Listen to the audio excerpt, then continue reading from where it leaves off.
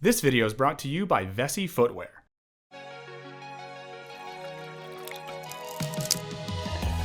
What's up, Wisecrack? Michael here to talk about the most contentious issue of 2020. One so divisive it could destroy the fabric of society, or at the very least wreak havoc on your local Costco. You're coming close to me. That's right, we're talking about masks, or that humble 6x9 inch piece of fabric that manages to bring thousands of grown-ups to tears. They want to throw God's wonderful breathing system out the door. This potentially life-saving piece of cloth that obscures approximately 56.2% of your face is causing drama all over the country, especially amongst my fellow Florida men. And by and large, viral videos of these maskless masses have yielded widespread derision from the Twitterati. But what if this is the wrong strategy? As people fundamentally obsessed with both not catching the plague and slam dunking on pseudoscience, we at Wisecrack are left wondering, are shame and ridicule the answer? How can we encourage our fellow Wawa patrons to hide their beautifully shaped mouths? Saying you left Wawa? I did. Because of that voluntarily, because I refused to wear a mask. Believe it or not, this is not a new problem. Public health interventions have been inconveniencing and annoying Americans for years. Whether we're being told to smash safely, stop exhaling secondhand smoke, or wear a seatbelt so some volunteer firefighter doesn't have to scrape you off the side of the road. But what have public health officials learned from decades of trying to make Americans behave? Let's find out in this Wisecrack edition, America Hates Masks. Now what? But before we continue, I want to give a shout out to Vessi Footwear for sponsoring this video. A little while ago, they sent over these gray cityscape sneakers, and as a sneakerhead, I was excited to test them out. You see, Vessi shoes are 100% waterproof, and while I'm not experiencing that much rain in Southern California, I thought these could be perfect for when I do end up going home or on long trips. Vessis are the perfect everyday sneaker. They are lightweight, stretchy, and made of Dymatex material, which is a dual climate knit material that regulates temperature no matter where you are. The best part is when you purchase a pair of Vessi shoes, you know your money is going towards something great. Since the start of this global pandemic, Vessi has donated over 300,000 masks to frontline workers, and they continue to give back to the community. Just check out their page to see how they're being active right now. You can get your own pair of Vessis by visiting vessifootwear.com/wisecrack. When you use our link, you'll get a discount, so check it out. Now, back to the show. Masks have been worn to stem the spread of diseases to varying degrees of success since the 17th century, when the resurgence of the bubonic plague had doctors looking like the stuff of nightmares. Fortunately, modern doctors prefer the more scientifically grounded and less terrifying surgical or N95 masks. Now, for a quick primer on how masks work in regard to COVID. Every time you open your gross pie hole, you spew invisible, disgusting droplets of your inner filth. When your aforementioned filth includes tiny COVID-19 particles, these droplets can make your fellow humans sick. Masks, worn correctly, block these droplets, preventing others from inhaling your disgusting lung juice. And that's probably why most Americans are wearing masks at least once per week, which, okay, is better than nothing. Among the complicated and contentious issues our country faces, this one seems like it should be about as controversial as please wear pants in Denny's. So why the furious response to being told to cover your face hole? To understand America's mask-phobia, let's look back at the last time we were asked to wear masks not on Halloween, the 1918 to 1919 influenza outbreak, aka the Spanish flu. It was a devastating pandemic, ultimately afflicting around 500 million people, then 1/3 of the world's population. It was super fatal, particularly for healthy 20 to 40 somethings. Afflicted countries relied on many of the same public health strategies we grumpily follow today, like neurotic hand washing and canceling every fun house party. Except they didn't have Netflix or Zoom trivia to help their sanity.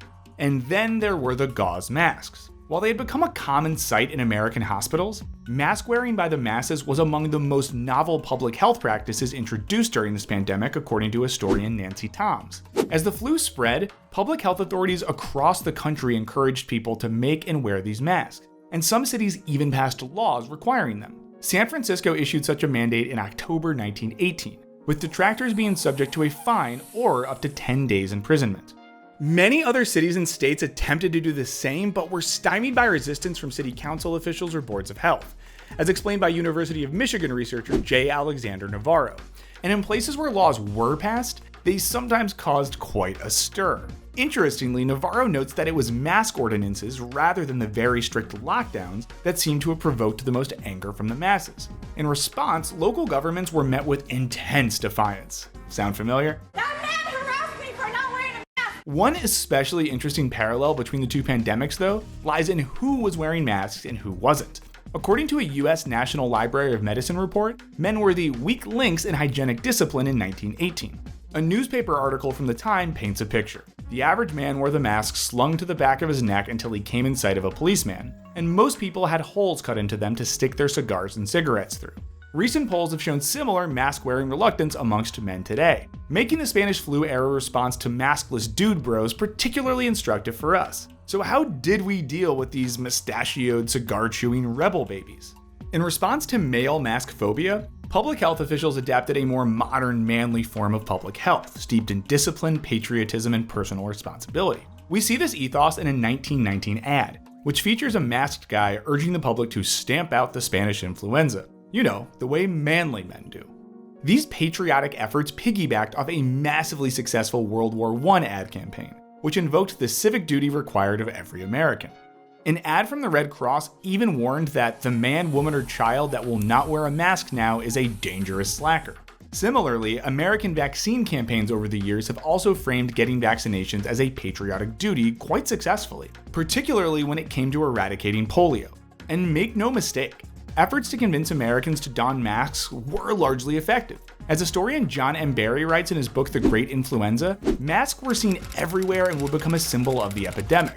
A wide network of churches and charities developed to produce masks, and millions of Americans made their own at home. A gauze-covered face became a not particularly sexy symbol of your patriotism. And I know, getting someone to help other people so that they feel like a man is a very weird ask, but hey, if it works, can we get the Old Spice guy in on this? Anything is possible when your man smells like Old Spice and not a lady. I'm on a horse. Now, it's important to note that mask wearing in 1919 wasn't a magic bullet.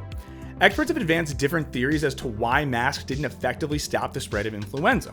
Like, people made shitty masks and then wore them incorrectly, or they didn't wash them enough, or they'd remove them while socializing. To email and address. Donate used shoes in store. What else? Roger, it's your birthday. Oh, it is not my birthday. Because that makes sense. Also, influenza travels in much smaller airborne droplets than COVID-19, making it harder to block with a mask. But I digress, because we're talking about how to get people to wear masks to protect against something they can actually stop the spread of, the novel coronavirus. Despite successful appeals to patriotism and manliness during the influenza pandemic, there was still plenty of griping and complaining, particularly in places where masks became legally mandated. Most infamously, there were the 2,000 or so detractors who formed the San Francisco Anti-Mask League. But even those who obeyed were thoroughly annoyed. When the mask order was lifted in San Fran after mere weeks, everyone collectively cheered and tore their masks off, leaving the sidewalks and runnels strewn with the relics of a tortuous month. Clearly, Americans have a lot of feelings about the combined indignities of wearing a mask and being told what to do. This led scholar Laura Spinney to suggest in her book about the 1918 pandemic that people have a low tolerance for mandatory health measures, and what's more, that such measures are most effective when they are voluntary, when they respect and depend on individual choice, and when they avoid the use of police powers. In other words, it's sometimes better to inform citizens with the facts about masks, vaccines, seatbelts, etc., so as to arm them with information so that they do the right thing. There's probably a lot of you watching this who don't drink and drive because it's a dick move that could kill somebody, rather than out of a specific fear of getting arrested. Recent evidence suggests that mandates can increase compliance for mask wearing, seatbelts, and vaccinations, even if public health experts typically prefer education over enforcement. Indeed, Spinney notes that a 2007 CDC pandemic policy suggested relying on voluntary compliance with public health measures unless mortality rates exceed 1%. The point is, there's a limit to how far playing nice will go for the CDC when confronting mass death. It's also important to note that even if we can successfully get most people to wear masks, it's useless if they do so incorrectly. This was a huge problem during the Spanish flu. Tons of people wore crappy masks and they wore them wrong. Besides the aforementioned cigarette holes, the very idea of which makes my head explode, people used inadequate materials like cheesecloth, or they exposed their noses, or they recycled dirty masks. We're obviously seeing a similar problem today, with mask fails plaguing everyone from nose breathers to people wearing valve masks that filter air coming in while expelling diseased air out for everyone else to enjoy. Arguably, this could be combated with more robust messaging about the correct kinds of masks to wear and exactly how to wear them, particularly given that Americans are accessible by more methods of communication than ever before. Like, why wasn't this YouTube video annoyingly prefaced with a federally sponsored public health commercial telling you to cover your mouth and nose so we're also protected from the COVID molecules camping out in your boogers? And why isn't the government making fun Twitter videos about hand washing? All in all, the 1918 pandemic demonstrates that education should be our first line of defense against pandemics. The influenza pandemic offers a really simple one-to-one comparison for examining America's mask phobia. However, it's also worth examining another more recent public health education effort, the HIV/AIDS epidemic, and resulting campaign to increase condom use. Look at the early years of this crisis and you'll see parallels to our current predicament. First and foremost, there was an entirely new virus to educate people about. In a healthy individual, there are twice as many T helper cells as T suppressor cells. In people with AIDS, this ratio is reversed. Secondly, the federal government basically ignored it and hoped it would go away, worsening the spread. Thirdly, people who took it seriously were often mocked.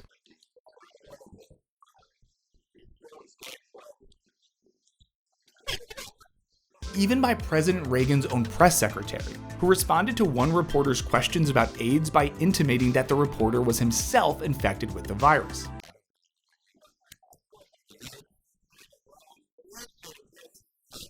While the American government was deadly silent about the virus for years, there were worldwide public health efforts attempting to promote awareness in the early 80s, mostly by seriously freaking people out.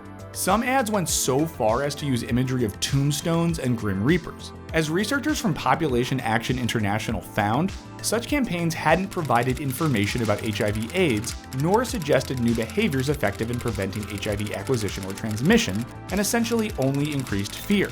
This approach would be echoed later in the decade by some American government-sponsored ads, and it was probably really not smart. That's not because fear categorically doesn't work. One Michigan State meta-analysis of fear-based public health messaging shows that ads that aggressively appeal to fear actually can be highly successful, so long as they are accompanied by the message that people can take effective steps to protect themselves. However, fear-based ads like our Grim Reaper that don't empower people to protect themselves are counterproductive, resulting in defensiveness or denial. Similar studies have come to the same conclusions about anti-drug ads like the infamous "This is your brain on drugs," which offers the viewer no suggestions on how to take personal action. Rather than spurring people to change their behavior, relying purely on fear seems to make people shut down and maybe even giggle. Don't have sex, because you will get pregnant and die. But AIDS education wasn't all death incarnate. Early on in the epidemic, queer activists stepped up to fill the void created by US governmental inaction and widespread homophobia. These activists took public health education into their own hands. For example, one 1983 pamphlet made by activists pioneered the concept of safer sex, teaching specific behaviors that could drastically reduce people's risk of contracting AIDS, without stamping out their sex lives entirely. Such messaging, according to public health scholar Taslim J. Podomsi, was oriented towards changing individual behavior by transforming community norms, most specifically by turning condom use into a common practice for gay men. Such community-based educational efforts were, according to Podomsi, remarkably effective at stemming the spread of the disease. Accordingly, these independent efforts established some best practices in public health that continue today, specifically by encouraging simple, clear directives targeted towards those who most need to receive the message. In contrast, America's government-sponsored AIDS campaigns in the mid to late 80s focused on the message that anyone can get AIDS, without specifying the critical fact that certain groups faced a disproportionate risk. Here we see the way public health messaging made by members of a community for their community can be remarkably effective, and can even kickstart wider public health efforts, which is probably partially why you maybe received somewhat comprehensive sex ed in school. In other words, teaching people how stuff works is a really good idea. Some might say it's the basic foundation on which this channel was founded. And of course, it's messy and tricky and tiring. There are some people who will not be convinced by any amount of evidence that this Facebook post is not scientific fact. And there are times when you have to take extreme action, like barring someone the joy of picking up Kung Pao cauliflower in order to make them behave responsibly, at least temporarily. But regardless, we should probably at least try to educate our friends and loved ones to please, for the love of God, cover your disease holes, but in a nice way. But what do you guys think? Would nationwide messages about masks that stress our patriotic and moral duties be more effective than all the Twitter shaming in the world? Or is getting this guy to wear a mask simply impossible? Let us know what you think in the comments. Huge thanks to our dope patrons for supporting the channel and our podcast. Hit that subscribe button, and as always, thanks for watching. Later.